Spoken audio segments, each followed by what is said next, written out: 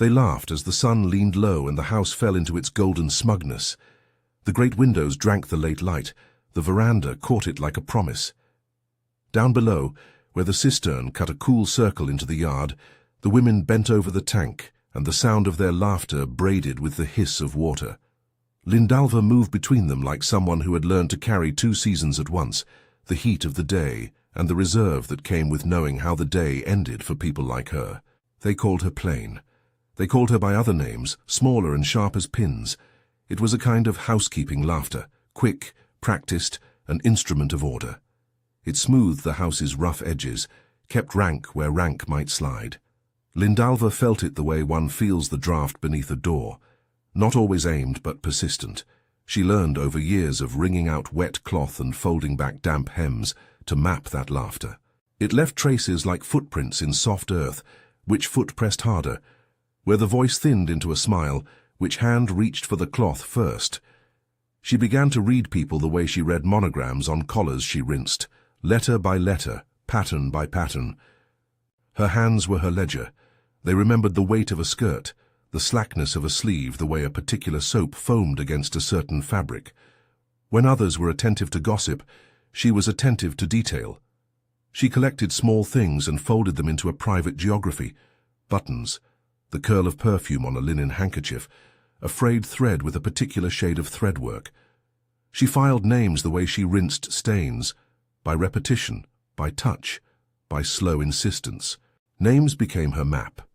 She said them to herself while her arms circled the wash: Maria, old Maria of the drying rack; Teresa, who always hummed off-key; Benedita, who taught the names; Rosa, who had left for the market and never come back. Saying them kept them whole. Benedita was the one who taught her to keep names aloud. A woman older than the years on her face suggested that memory was muscle and must be exercised. Benedita had a voice that could stop a quarrel like someone closing a window against the rain. She was broad-shouldered, with hands knotted like roots. She came down to the tank at dawn and stayed until dusk, moving with the patience of someone who had learned to outwait storms. "Keep them," she would say, tapping Lindalva's palm as if the names were seeds that needed pressing into the soil. "If you don't say them, they go soft. If you don't hold them, the house will eat them." So Lindalva began to speak in lists. She made a soft litany of the people who worked and those who were worked over, of the children who laughed like birds and the men who laughed like doors. The ritual steadied her. She would scrub a collar and say aloud, "Maria, Teresa, Benedita, Rosa." She would smooth a napkin with the same cadence and add, "João, little Ana, Senor Augusto, Felisberto."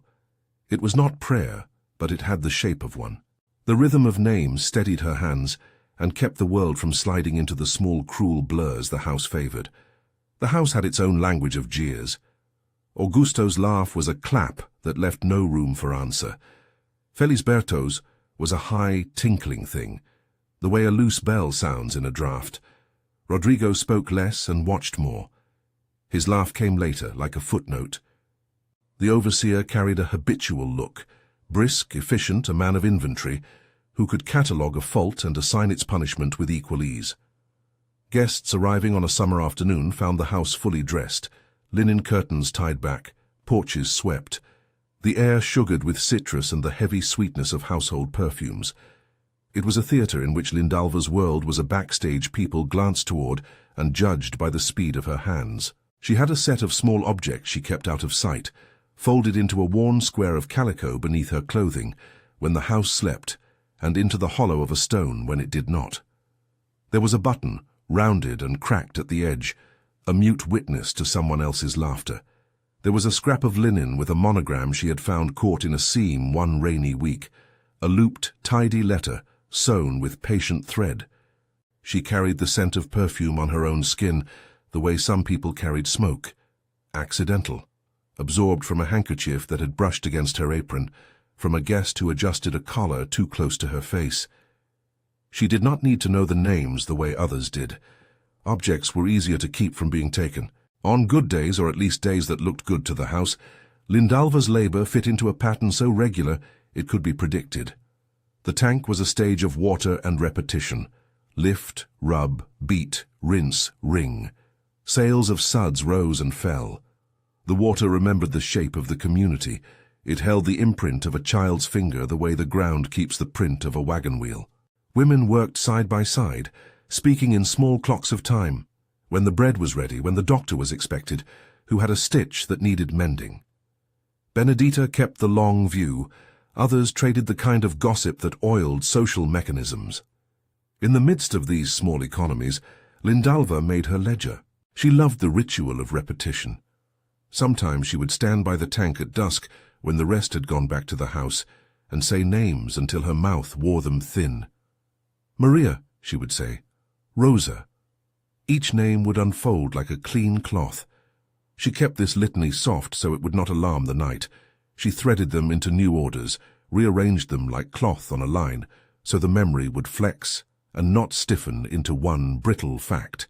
On the nights when sleep was thin, she would sit with her hand on the monogram and trace the same loop over and over until her finger fell into the groove of its stitching. The monogram was a curiosity. It tugged at the edges of things. At the tank, the women had their own small ways of showing allegiance. A towel left with a particular fold might mean, I saw what you did. A smudged soap mark near the lip of a basin might mean, I will cover for you. Benedita's folded cloths were a kind of map for the older women. Fold right at the corner for come tonight, fold twice for bring the kettle. Lindalva kept to these signals as to a map and read them like Braille. She was not invisible to those who watched for the small languages. The house, however, preferred that she be inconsequential. That was what laughter was for, a way to keep her attention small enough to be manageable. Once, while scouring a week's worth of linens, she found the monogram, an A looped and careful, half hidden inside a napkin cuff. The thread had been tied by a child, clumsy but deliberate. She did not announce the discovery. She smoothed it into the crease of her apron and said the names out loud, as if the letters might settle into the list and be remembered for more than their shape. Benedita saw her folding, the way her fingers rested on the cloth, and the older woman only nodded. No questions for things that had no answer, no explanations for why some things mattered. She taught Lindalva to make small altars of objects, a button on a bit of wood, a folded handkerchief pinned with a scrap of thread. It was not superstition. It was the practice of giving a shape to what might otherwise be erased. It was around a month before the Festa of the Rosary when the house's equilibrium began to thrum differently. The party was the sort of afternoon where the family's sense of self showed like a well-polished face. Women laundered and starched collars for guests who would come to pray and then remain for meat and gossip.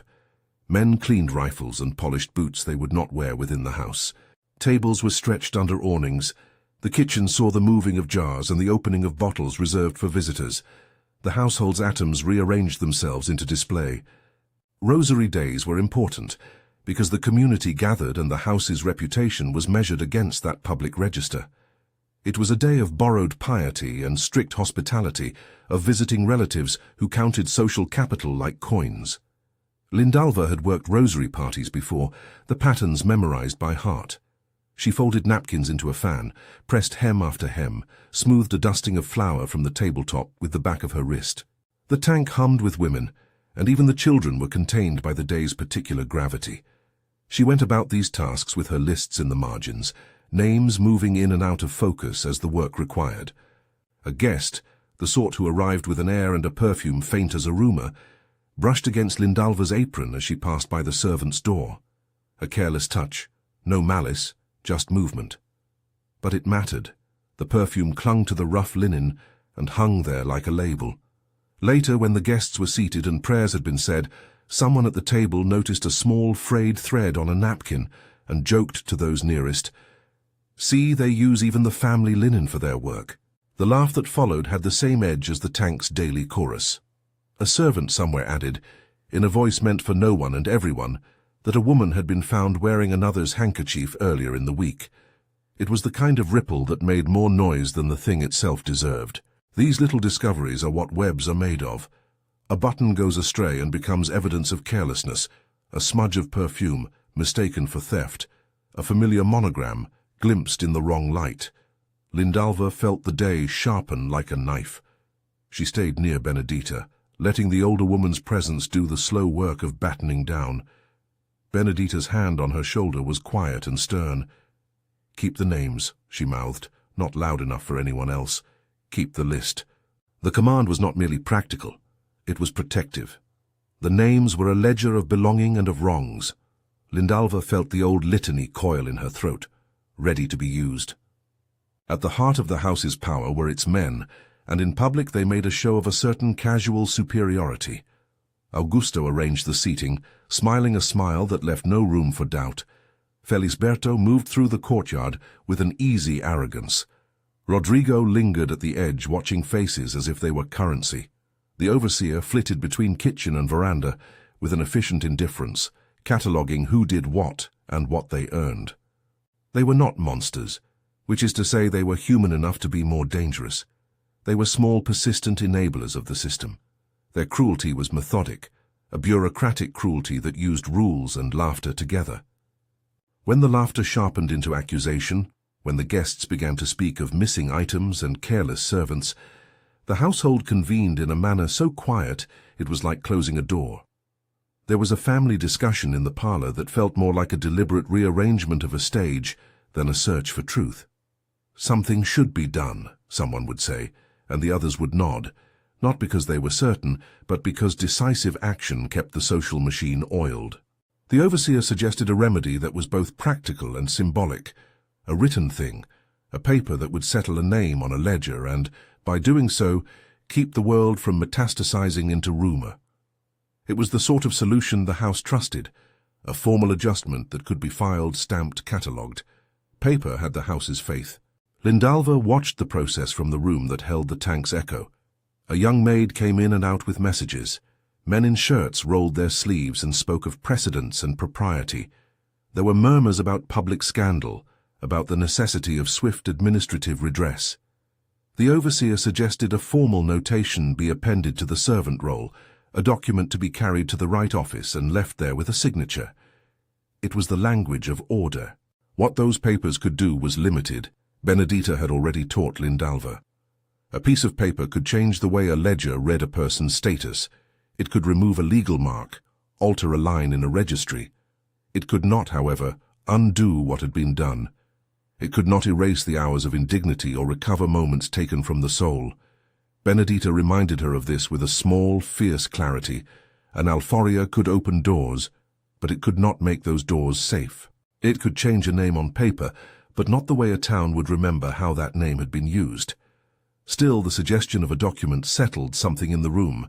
It offered a handle for the embarrassment, something to file away, like so many records of behavior.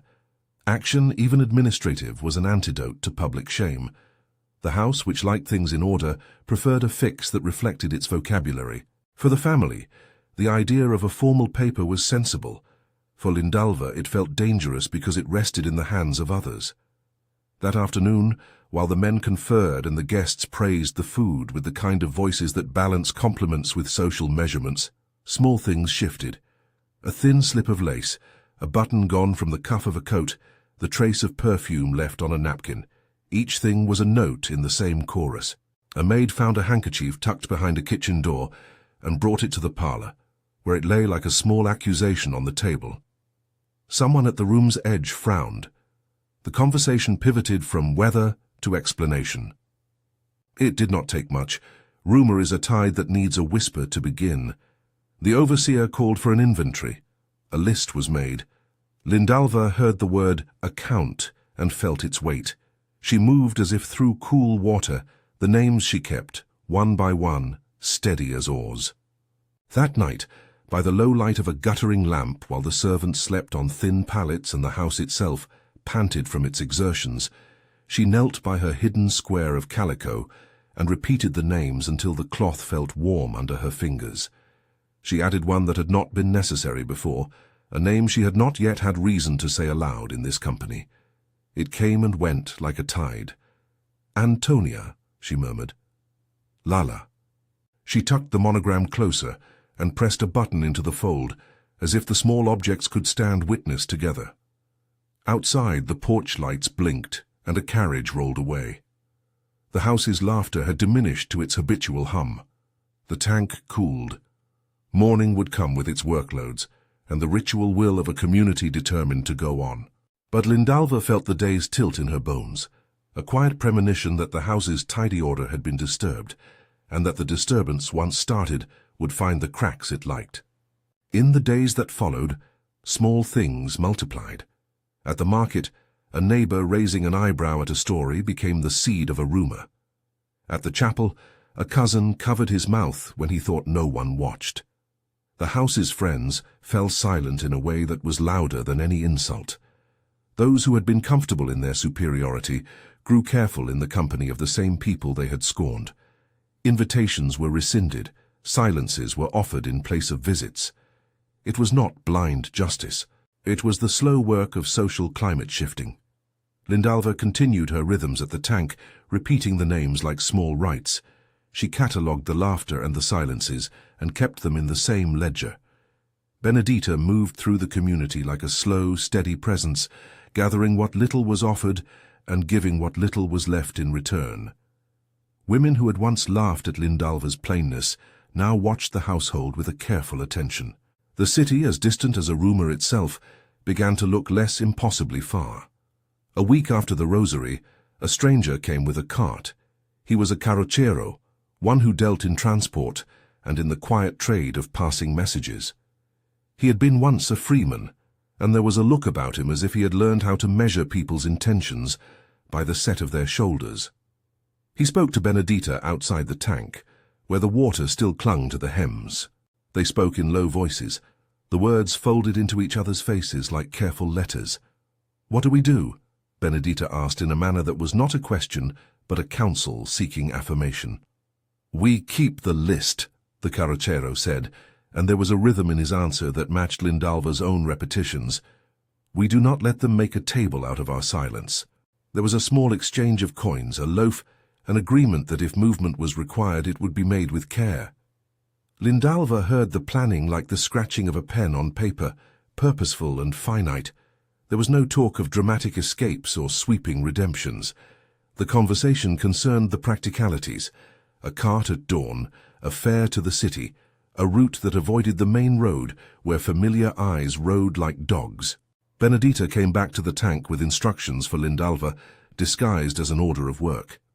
"Tonight you pack light," she said, and when Lindalva's eyes sharpened, the older woman added, "Keep the names." "Keep the names."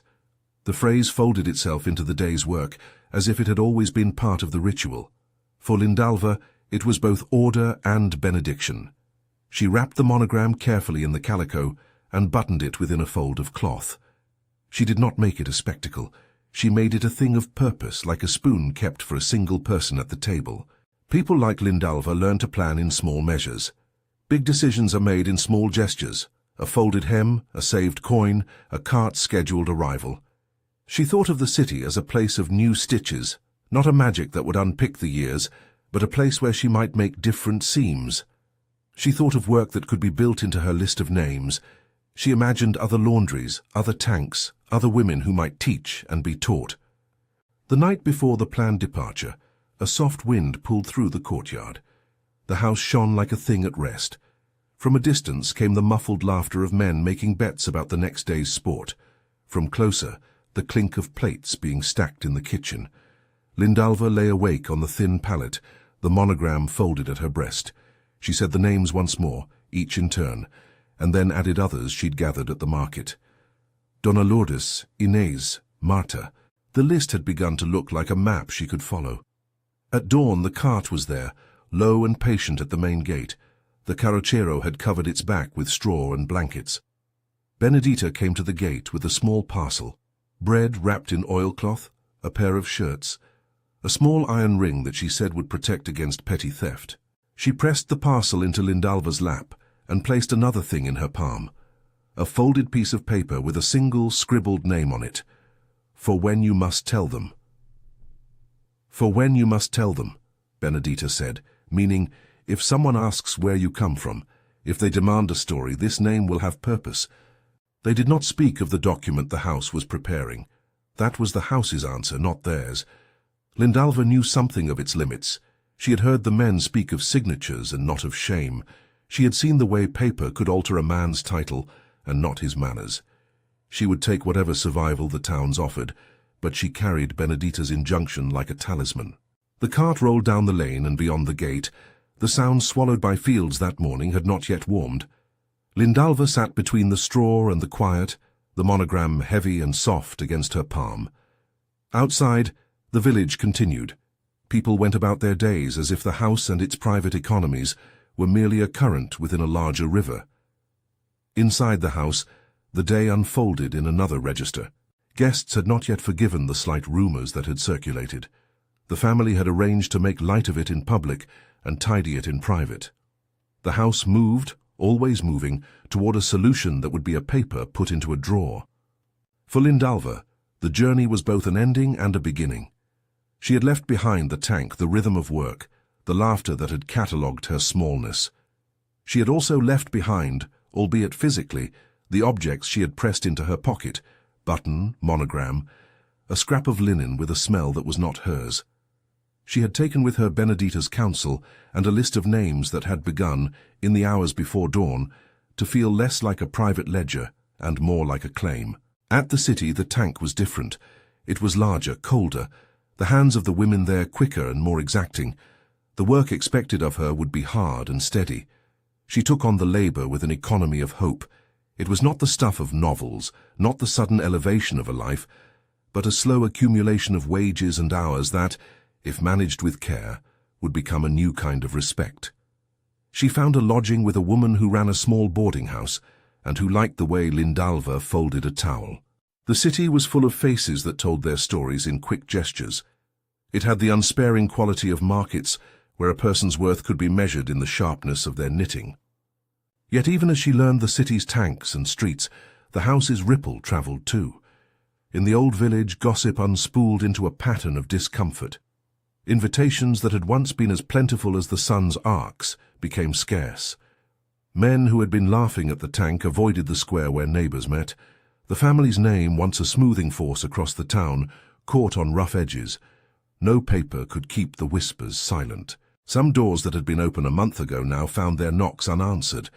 For those who had wielded laughter as instrument, there was a new accountability that came not from law, but from people choosing, quietly, to withdraw the currency of attention. Lindalva watched this from the city's margin, through a small window of rumours. Word came by market men and other laundresses who travelled between places, voices folded with the news. They stopped coming to the fair, or a cousin refused to dine with them. It was not a triumph, it was a social cooling, yet it had its effect. The mocking that had been so habitual in the house had consequences that the household could not paper over. In the small economy of public regard, absence was sometimes its own punishment. She continued her list, now with names added from the city: Teresa of the cloistered shop, Maria with the quick hands, Rosa who sold fruit by the bridge. She recited their names like a shield. In the evenings at the boarding house, she taught younger women who had come from farther away the practice of saying names aloud. Keep them, she told them, as Benedita had told her. Keep the list. It is how you remember yourself.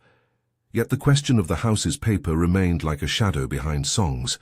The household had the means to make certain problems vanish in official records, and there was a murmuring that stops do not always follow the same rules in public as they do in private. People who had power in one registry could file away an inconvenience that would have the effect, at least on paper, of erasing a problem. Lindalva was not naive. She understood the ways a signature could change the shape of someone's legal standing without adjusting the shape of their life. She held the monogram close and thought of the shape of the letter, the loop and the hook. It reminded her that belonging could be stitched and unstitched, that letters could be traced and then frayed. She thought of Benedita's hands, of the carrochero's careful words, of the way the laundresses had begun to watch for each other in town squares and market stalls. She thought of the names she kept, and the small altar she had assembled out of buttons and thread. And she thought, too, of the house, bright in the afternoon, and the laughter that had been there the first day she arrived. The laughter, once a means of order, was now a thing that could be studied and read. She had learned its grammar, where it bent, where it hardened. She had mapped the men who wielded it, and she had watched with a patient attention as their own social weather shifted. On the morning when the house's paper finally arrived, a sheet with the household seal and the careful notation of a clerk, Lindalva was at the city's tank learning a new rhythm. The news reached her in a rumour, as all important things seemed to reach her. Third hand, carried by a woman who had married into the family and who now had a face lined with the knowledge of being neither part of the oldest circle nor fully independent. "They have a document," the woman said, as if she were whispering about the weather. "They have a paper that says the matter is settled." Lindalva heard the words and felt the old ledger in her hands. A paper could be a shield. It could also be a bandage over deeper wounds. She thought of the monogram tucked in the calico at the bottom of her trunk. She thought of Benedita's counsel and the carrocero's steady hands. She thought of names recited until they were something like prayer. She did not rush back. There was a time for acting and a time for letting threads show themselves. She continued instead to teach the younger women the litany. "Say them aloud," she would tell them, pressing a palm to a sleeve until the cloth was warm. "Say them so you will not forget." Names were the things she carried like a map. They would be necessary for what came next, though exactly how she did not yet know. By the time she returned to the village, the house had already moved into its own series of adjustments. The paper lay in an official drawer. Someone at the table had sought the remedy the house preferred. It was an administrative seal, a neat solution in keeping with the household's habits. It read like a record that had been closed, a line in a ledger that would be consulted only by those who wanted to pronounce things finished. But rumour, once begun, is not always so easily filed. The monogram that had once been hidden in a cuff had been shown to a guest in the wrong light. A button had been found in the corridor where a servant had no right to be. People who had once laughed found their seats cooling. The men of the house found themselves counted and found insufficient in the currency of social esteem. Invitations dwindled. The family's dinners became smaller and more guarded. The laughter that had run so free at the tank thinned into a careful clearing of throats. Lindalva walked among these changes, like someone moving between rooms of a house she had once occupied, but now viewed from distance. She watched other people watch them. She listened for the notes that had not been there before, the way neighbours spoke with a measured caution, the small hesitations that mark social withdrawal. She folded these things into her ledger, the names of those who withheld visits, the names of those who whispered support, the names of those who were too frightened to act. At the edge of one evening, when the lamps were being lit and the town's quiet gathered like a shawl, Lindalva stood at the tank and spoke a list that had begun in those first mornings and had grown broad as a road. She said each name with a soft clarity that earned the attention of the water itself. Benedita, who kept the list, the carrocero, who promised movement, Maria, the market woman, Teresa, the bread seller, the neighbours who had stopped inviting the house to the fair, the men whose laughter had been the instrument of diminishment. As she spoke, the names arranged themselves not as punishments, but as claims. "This is who we are," she was saying, even if the house chose to call us other things. It was then, with the names made into a map and the monogram folded tight, that a stranger spoke from the doorway. He was an old man, a kind of living ledger himself. His hands bore the stubby signs of a life of counting and carrying. He had listened without seeking to intrude. When he spoke, it was little and steady. "You keep them well," he said. "Names are heavy. They need a place to rest." Lindalva nodded as if understanding what he meant. He left a small thing, a pin of iron, on the stone at her feet. It was a gesture of fellowship. The city and the countryside had their own languages of generosity. This was one she recognized. She did not yet know in that moment how the monogram would come to matter, nor how the house's neat paper would fare against the slow force of memory kept in many mouths. She only knew that she would not let the list go. She had learned to weave protection out of repetition. The house could file its paper and feel it had closed a wound, but wounds name themselves in ways no clerk's signature can seal. A week after her return, as she watched the household reassemble itself into its accustomed displays, a small thing happened that would press against the house's tidy answer.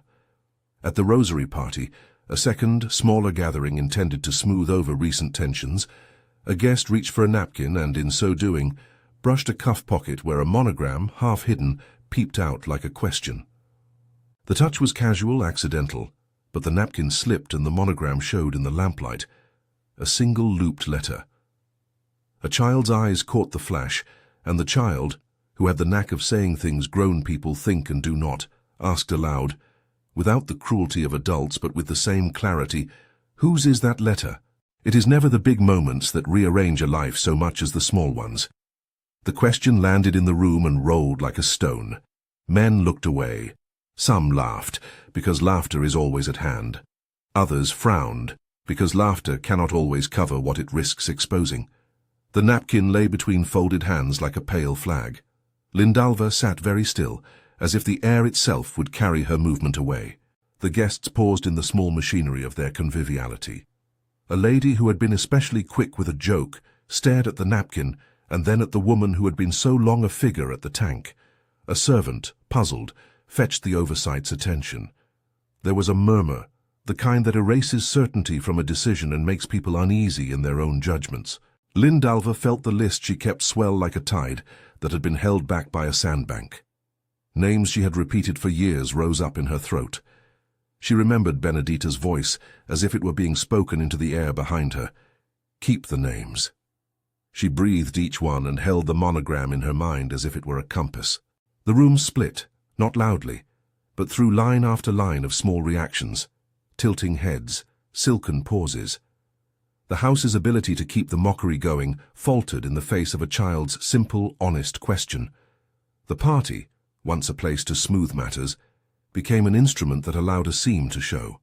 The family who had thought to file away the problem felt a pressure, as if the paper could be read from the wrong side and reveal what it had tried to conceal. Someone at the table laughed in a way that did not fit the sound of the room.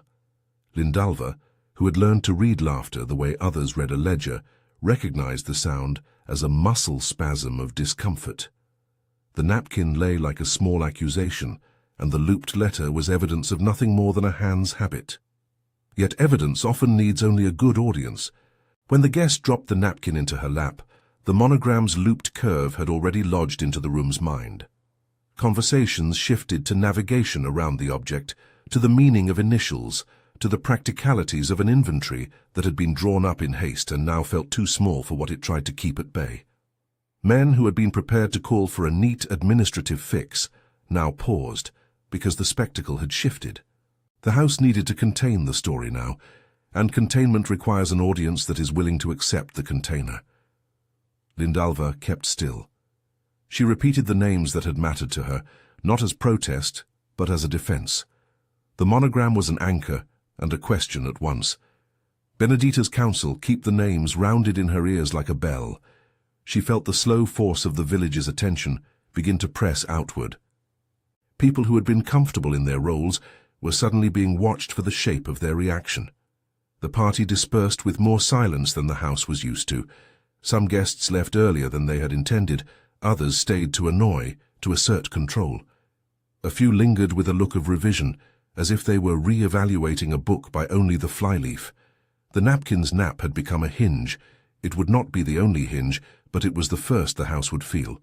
As the lamps guttered and the house settled into its habitual hush, the napkin's monogram kept the room awake. The next morning, the house moved with an odd, deliberate slowness, as if everyone was stepping around a bruise. Servants performed with the exactness of those who know they are being watched. The men conferred in the parlor, with voices that tried to be small, but carried the tightness of people arranging a rehearsal. The overseer drew up an inventory that read like a map of propriety. Names, missing linens, explanations pre-written by habit. Paper did what paper does best. It offered the illusion of finality. A clerk's neat hand set a line in an account that afternoon, a formal note, a signature the house trusted. It was, in every way the household preferred, a tidy answer. They sent for the document to be delivered to the servant roll. A man in sober clothes came with it, tucked in leather, the seal pressed with official authority. He presented it to the lady of the house with the polite gravity of someone who knows which end of his coat holds rank. She glanced at the script, then at the group of men who had convened for decisiveness. "Let it be so," she said, with the practical cadence of someone who believes in solutions that can be filed. The paper, an alforia, a formal adjustment, did what it could. It changed a legal notation, it put a name in a register, it shifted a line on a ledger. It could open doors in the eyes of the law. It could not, however, alter the contours of daily indignities, nor stitch back the hours where laughter had been used as a tool. Benedita, when told, listened with the patience of someone who had learned the limits of instruments. "Paper is for the house," she said later, holding Lindalva's hand between two knotted palms. "It buys a door, but not a hearth." Her voice was not bitter. It was precise. On the day the paper was filed, the household arranged a small private ceremony of containment. A tea set for the privileged and a muted apology whispered in collars. For them, the ritual of fixing mattered more than contrition. For Lindalva, it was another item in a long list of things people offered to soothe themselves. She accepted what she needed to accept. The paper, folded in a hand that trembled only slightly. The place to sit that was no longer entirely public. The small provision of wages deemed appropriate now that a legal bar had been rearranged. She did not pretend it was anything other than an instrument of survival. That evening, Benedita brought Lindalva to the back gate and pressed into her palm a small parcel. It rattled softly. A loaf wrapped in oilcloth, a spare shirt, a small iron ring Benedita insisted would guard against petty hands. The older woman looked at her with the womb-deep steadiness of one who had seen departures before. "Keep the names," she said again, and this time there was no instruction in the voice, only the weight of a promise. "If you must go, do not leave them behind." The carrocciero arrived at dawn under a sky the color of boiled linen. He had a cart with straw, and a quiet that comes from doing the same again and again. He loaded Lindalva's few belongings with the sort of care given to fragile things. The monogram, the button, the scrap of perfume-worn cloth, all folded into a calico square and tucked where hands would not find them easily. She sat on the straw and felt the cart's small swells beneath her, each one a metronome marking distance and decision. She did not flee as a flash. She left with the calculated economy of those who have practiced planning on the scale of mouths and coins. There was no spectacle to her going. Benedita waved from the gate, and the carrocciero cracked his whip with a sound that kept the cart moving without alarm. The house watched them leave like someone closing a window. The men returned inside to their polished lives. A clerk filed a paper, and a problem was, on some ledger, resolved. City life was not a sudden undoing of what had been done. It was instead a different grammar for endurance. The tanks there were larger, colder, with women whose hands moved like shutters. Lindalva learned the rhythm of each basin, the way the water took up the shape of a market's need. She found lodging in a cramped boarding house, where the woman who kept the rooms admired how she folded a towel and offered a bed for a modest price. Wages were harder earned in town. The work was steady enough to be reliable but rarely generous. She kept her head low and her list loud in her chest. She taught other women the ritual Benedita had taught her. "Say them," she told them, pressing a palm to a sleeve so the cloth would take the warmth of the words. "Say them for yourself. Say them so you remember who you are among others." The practice was both practical and sovereign. Names kept alive made a person harder to make into an object. In the city, she built a small network. A girl who worked in a bakery traded bread for gossip. A laundress who had traveled between towns spoke of routes and patrons. A man who drove a cart between markets carried people's news like freight and traded it for coins. Lindalva's ledger grew not into a ledger of restitution, but into a map of people whose stories would not be allowed to vanish. She kept the monogram in a trunk beneath her pallet, and sometimes at night when the city wind pressed against the boarding house shutters, she traced its loop until her finger fell into the groove of the stitching. The monogram remained a small, private proof that things had names. From the town, news flickered like signals. The family's dinners grew smaller, invitations dwindled. A cousin refused to accept a dinner invitation. The house that had once been a brilliant theatre of hospitality found its audience thinning. People who had been quick with jeers felt the odd cold of withdrawal. Neighbors began to choose silence over company, and silence in those neighborhoods is often the beginning of consequences. It was not the law that did this. The Alforia had paperwork and signatures and the official air, but the townspeople, neighbors, laundresses, shopkeepers, meted out a different accountability. People chose where to spend their regard. The cost of social esteem was withdrawn like credit called in. Those who had once dispersed scorn now found doors gently closed when they reached for them. It was a slow and subtle reprisal, one that did not seek vengeance but rather rebalanced small economies of attention. Months in the city taught Lindalva the particular craft of selecting which names to say aloud and which to keep for emergency. She developed a way of reciting them that was both soft and exact. At the market, where a loud voice travels as far as a coin, she would stand by her tub and, between scrubs, let names fall like small stones into people's ears. "Teresa," she would say to a woman dropping cloth to rinse. "Maria." The listener might not look up, but the names were there, lodged like seeds. One afternoon at the river market, where carts creaked and children sold figs from crates, a rumour grew teeth. A woman who had once been a guest in the household, now a widow with little cause to keep pleasantries, stopped at Lindalva's basin. She had a scarf she needed washed, and she watched, as if deciding how much truth a person could bear. When Lindalva handed back the scarf, a corner of the fabric brushed the woman's sleeve, and the scent of a perfume she recognized, an expensive smoke of bergamot, lingered like a signature. The woman stopped, turned the scarf over in her hands, and then looked directly at Lindalva.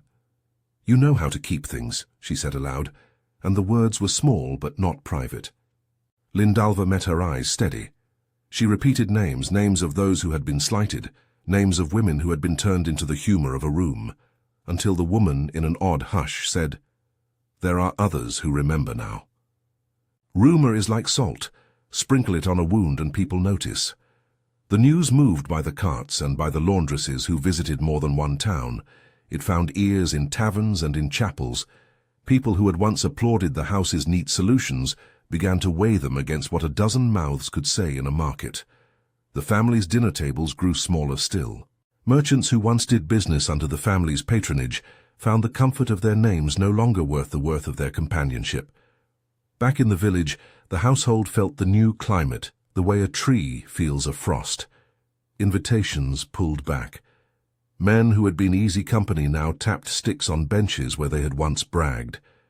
Laughter, which had been used as a cutting instrument, began to sound less like command and more like an uncertain cough. The social currency that had lubricated the house's life dissipated in quiet acts. A declined invitation, a passed-over greeting, and the household, which had once counted on the flow of attention, found itself learning the sting of being watched without the benefit of applause. The real hinge came not from law but from the simplest of settings. A market stall where a woman sold embroidered handkerchiefs, a place where small things gather their own destinies. Word arrived that the family had managed to file their paper, the clerk had signed and the ledger showed a line closed. But paper is not the only ledger. The market crowd reads other ledgers, the ardour of neighbours, the memory of small indignities, the stories that travel on the soles of cartwheels. One clear morning, a small procession wound through the village. Women carrying bundles, a mourner, a child leaning on a neighbour's arm. The procession was for an old washerwoman, a woman who had been a fixture at the tank and who had taught children to braid cloth. People stood in the square and spoke in tones that respect the dead. The family, whose name had once commanded seats near every altar, stood near the edge, their faces composed. They had purchased their place with money in town chapels before. Now the currency of presence was more complicated. When the ministers of ceremony called for people to speak of the deceased's life, it was Lindalva who moved forward. She carried no paper. She had only the practice she had been given and the names she kept like a map. In the hush, she began to speak. She did not speak of herself first. She began gently, with the small life of the woman before them, the nick in her hand from a wheel, the way she folded cloth to hide a worn place, the recipe she kept for spiced rice. People listened because they are taught to listen at funerals. Lindalva's voice kept the shape of the tank, steady, repetitive, a rhythm others could follow. Then, as if a seam had to be sewn into being, she began to say names. She said them not as accusation, but as ledger. The laundress who always left a towel with a folded corner for a friend, the girl whose name had been taken in jest and left thin at the edges, the women from the market with their own histories. She threaded into the speech the small habit that had kept her since the tank, names repeated until they could not be lost. The mourner's square softened with each name. The crowd leaned in as if listening for a sound that might upend a comfortable arithmetic. When she arrived at the names of those who had once used laughter as an instrument, names not called as curses, but as a catalogue of behavior, there was a shift. Lindalva ended with the family's name included, not as a grand indictment, but as part of a list that insisted on inclusion. The effect was like opening a window in a room that had been sealed. No one shouted. No one struck a table. But something more durable than a shout happened. People began to measure those men with the same ledger they had once measured others. They remembered what those men had made a habit. It was the community's remembering, slow, cumulative, precise, that finally turned the tide. The family could file a paper and adjust a registry. They could not, however, command forgetfulness from an entire square where women had been naming each other for years. Names once spoken in public reframed a social calculus. Invitations dwindled. A cousin refused a favor. The household's social capital shrank not because of a law, but because people quietly recalibrated where they gave their attention. In the months that followed, the household felt the consequences not as a dramatic public humiliating, no public beating, no dramatic exposure, but as a steady cooling. Merchants stopped favoring their goods. Neighbors found excuses to be elsewhere during their dinners. Pride in the house became something people edged around. It was as if the town, in 100 small acts, decided that the laughter that had been used to order others would no longer be funded with their company. The family's name still bore weight in certain registers, but the private currency of neighborhood esteem was harder to buy than a clerk's signature. Lindalva watched this from a distance first, and later with a measured satisfaction that was not triumph as much as it was a correction. She kept teaching the litany of names in the city's kitchens and in the market's shaded alleys. Young women who had arrived with nothing found their voices in the practice. They learned to speak names into being and to use those names as a means of claiming themselves. Benedita's instruction had proved true. Memory is muscle. Yet the question of the monogram and the button, the small pieces of material proof she had carried, continued to matter, but less as legal talismans and more as parts of a narrative people repeated. When she returned to the village months later to visit, she took them out in a quiet moment and arranged them on a stone at the tank.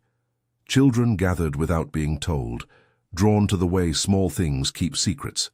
She told them of the loop in the thread and the way a perfume could be a map.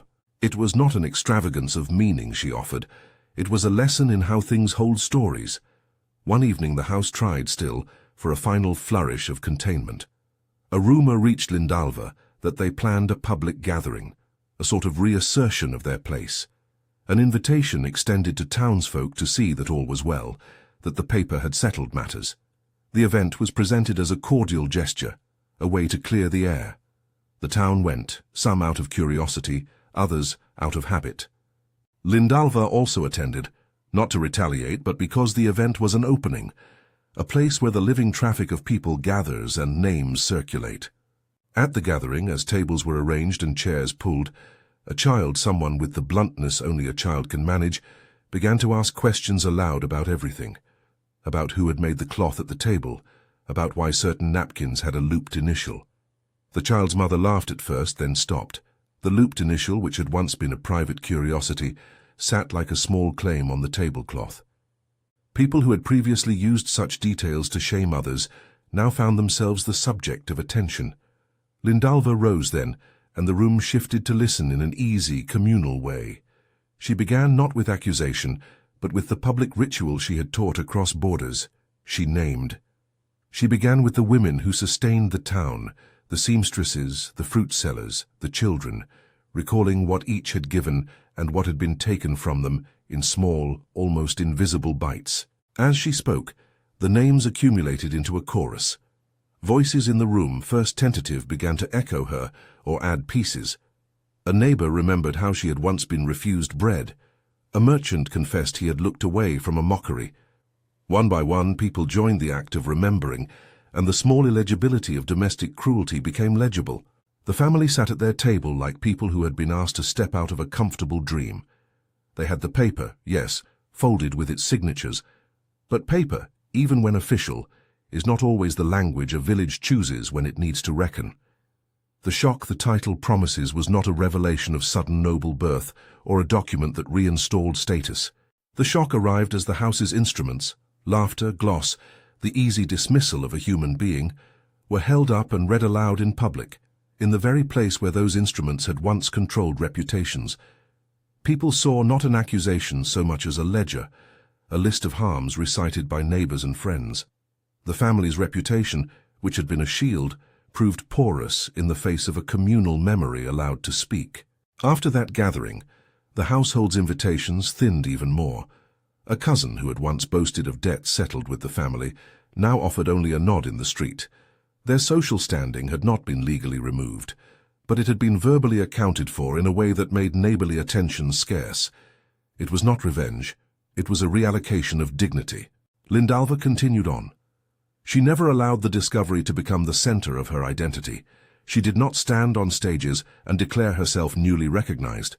Instead, she kept doing what she had always done. She washed, she taught, she kept the ledger of names. Yet the world had altered in the small ways that most deeply change life. Children in the neighborhood now greeted her without the pause of condescension. A shopkeeper began to keep certain goods aside for her without asking a favor. People sought out her counsel because she had become, in the quietest possible manner, an arbiter of memory. Years later, when the town came to settle down for an evening and the women gathered at the tank as they had always done, they made a small place for something else. They folded a cloth and set upon it the relics of a life, the rounded, cracked button, the looped monogram, a scrap of linen that held a smell of bergamot even now. They placed them together, not as trophies, but as a record. Children sat on the stones, and older women hummed the names like a song. Benedita's voice, when she was still present, was a low thread that stitched past to present. "Remember," she would say, "names are how we make sure the powerful can be read." The legacy of what had happened was not a neat replacement of one status with another. Lindalva did not become a celebrity. She became, instead, a node in a network of remembrance. Younger women sat with her and practiced the litany. They folded napkins in certain ways to signal safe nights. They taught their daughters to speak names aloud when they set down the cloth. In markets and squares, in kitchens and doorways, people practiced a small ritual that made invisibility harder to pull off. In time, there were songs in the laundress's circles that began with the same cadence Lindalva had used at the tank. Children learned the list of names as if it were geography. A small altar of cloth and thread became a quiet place near the tank, where a woman might stop and lay a pebble for someone who had been forgotten. The monogram, no longer merely a curiosity but a symbol, sat folded in a box for those who needed to see that small material proof that stories do not always vanish. The button, cracked at the edge, had the look of witness about it.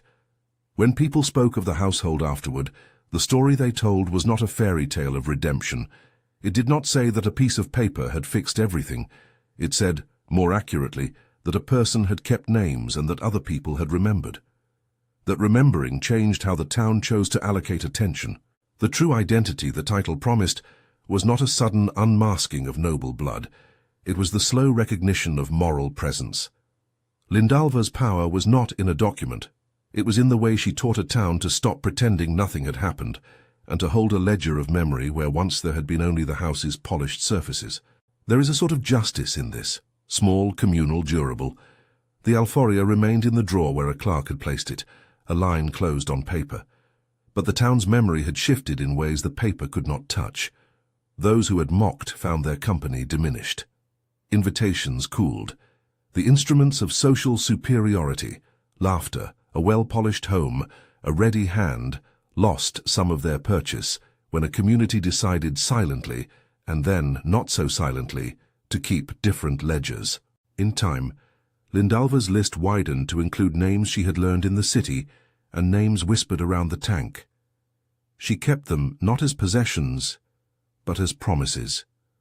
On certain mornings, she would stand before the basin and say the names out loud. The women who taught her, the children who would carry the names forward, the men who had been shamed not by spectacle, but by the slow withdrawal of attention. She taught others to do the same. The practice became oral history, not the flash of revelation sold in books, but the steady hand-to-hand work of naming people so they could not be erased. The final scene is small and careful. Years after she left the house and carried the monogram in a calico square, Lindalva sat at the tank with children at her feet. Her hands were still capable of reading fabric as others read scripts. Her voice still had the same steady rhythm. Beside her, a new generation folded cloth and listened. Benedita was gone by then, but her instruction lived in the cadence. Women who had once laughed at the tank now told their daughters to learn the list. They pressed the habit into the young as one presses a pattern into cloth so it will repeat. A small altar grew near the wash-house, buttons threaded on string, a scrap of linen with a looped initial, a ribbon perfumed faintly, each piece a small claim on the past. Sometimes a passerby would add a pebble or a sprig. Children would kneel and touch the cloth and then say a name. The ritual was not ceremonial for power, it was practical preservation. It made erasure harder. People sometimes asked Lindalva if she felt vindicated. She would consider their question the way one considers the weather, something to note but not to worship. She would say instead, quietly, that the point was not to be avenged, but to be kept. "We made a ledger," she would tell them. "We learned to say each other's names. That is what saved us from being only a rumor." The shock the title promises, strange to those who hear it first as a melodrama, was instead a simple shift in the town's moral economy. The men who had laughed found themselves measured by an audience that had learned, slowly, to say what they had seen. Lindalva's true identity was discovered not by a certificate, but by a practice, naming, remembering, insisting. It was a power that can be as small as a button and as steadfast as a tank. When she was old enough for the muscles of her hands to remember more than the moment, Lindalva gathered a circle of women near the little altar and spoke a list she had kept for decades. They listened with the attention of people who understand how fragile justice can be. Children pressed their faces to the cloth. Someone hummed a tune that had traveled from one tank to another. The names, when spoken, had the effect of territory being marked, claims of belonging in a world that often trades people as if they were linen to be pressed and folded. At the end, when the light slid low and the tank held shadows like a promise, Lindalva set the cracked button and the looped monogram on the cloth. She smoothed the fabric once, twice, like an act of tending. Benedita's counsel had been kept. Names were not left behind. They were carried forward as a way to keep those who had been made small from being forgotten. Remembering, she understood and taught, is itself a kind of repair.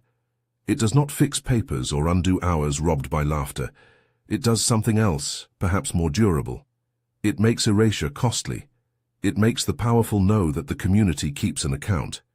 It teaches children to look at one another and say, "I know who you are." If this story leaves any instruction, it is simple. Name, remember, protect. Keep the list. Share the story. Pass the names like bread. Let the small altar of cloth and thread be a place where people come and say aloud who they are and who came before. If you carry nothing else from this tale, carry that. The quiet practice of saying a name is sometimes the most radical thing we can do to refuse being erased. If this story touched you, pass it forward. Share it so others may learn the habit. Speak names aloud, keep them close, and do not let the powerful make a small life vanish into the polite hum of a house that prefers tidy solutions to real accountability.